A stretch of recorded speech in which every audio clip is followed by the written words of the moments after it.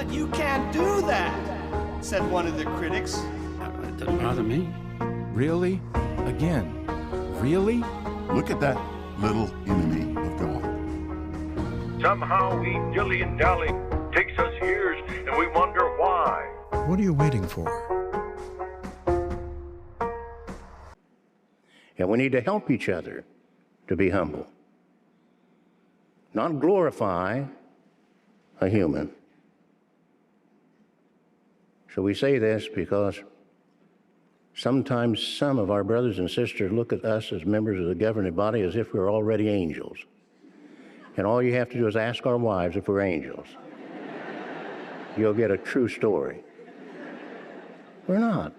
Just sinners like all the rest of you. So don't elevate us above where we are and what we are. If we want to elevate anything, elevate Jehovah. Now, that doesn't mean that we feel that you have wronged us in some way. No, you haven't. You're just human. And as humans, we're filled with sin, and we get carried away. But help us to be humble, too, rather than elevating us. And what we see strengthens our faith. And not only that, but it makes us happy. And that is a goal worth working for, to be happy. That's really what everyone on earth wants to be. They want to be happy. I've never met a man or a woman yet that told me, I just love being sad. No, all of us rejoice when something happens that creates happiness within us. And didn't Jesus make this interesting statement years ago? Happy are the eyes that see the things you are seeing. And you're seeing so many things. We're seeing things today that our brothers and sisters in the years gone by couldn't see. We have the broadcasting, beautiful arrangement for us to see things that people in the past couldn't see. And it's united us, it's brought us closer together as a result of that broadcasting. Individuals tell us as members of the governing body, we've never felt so close to you. And they show up by taking so many pictures.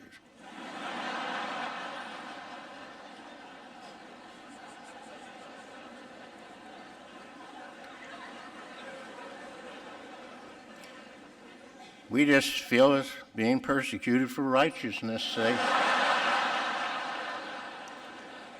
So we stand up there and grin. Think about it. We can know what we need to know at the time we need to know it. Now that's a mouthful. Or should we say a headful? Yes, all of you graduates of Gilead School, please share with others what you've learned here at Gilead School. Don't walk away from this talk thinking you should keep your mouths closed. We're not saying that, but control what you say and when you say it and to whom you tell it to. So we know that you've learned so much at this school, but share it discreetly. Keep in mind these words of King Solomon. He says there is an appointed time for everything, a time to be silent and a time to speak. Don't point to yourselves. Point heavenward. Always glorify Jehovah. Point to Jehovah. Now, governing body members, all of us, we have to be very careful ourselves because we get credit for things that we are not responsible for. Brothers will come up and hug you. Oh, thank you, brother, you governing body member. You really, wow.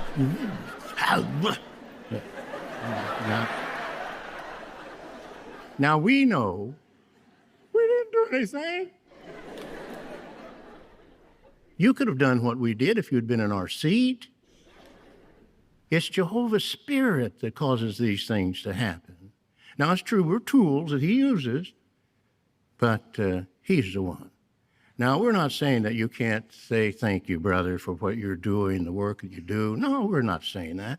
It's just be careful that you're not glorifying men, but glorify God.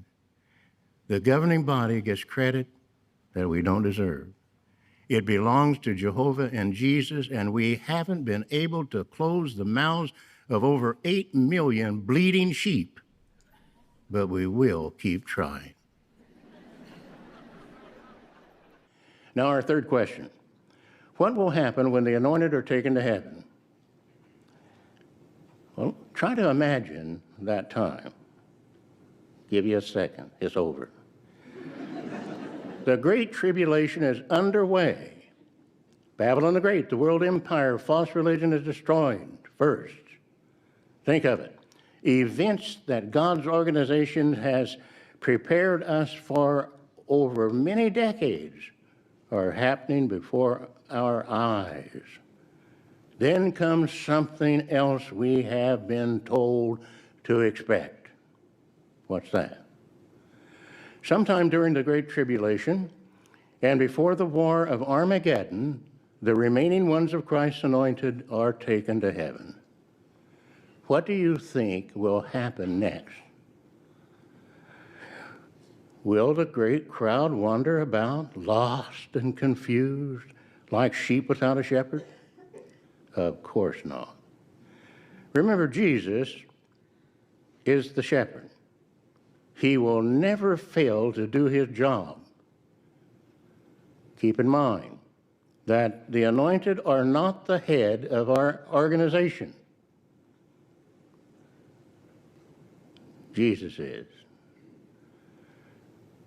And we hope all parents today raising children will teach them that fact. We get so many little letters from beautiful little children.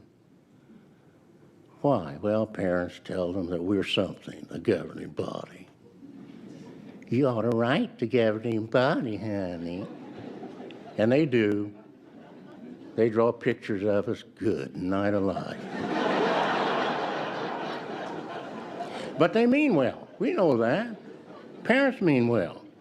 We're not putting them down. But they need to know the truth. Our leader is one, the Christ. But you can't do that, said one of the critics. It doesn't bother me. Really? Again, really? Look at that little enemy of God. Somehow we dilly and dally. Takes us years, and we wonder why. What are you waiting for?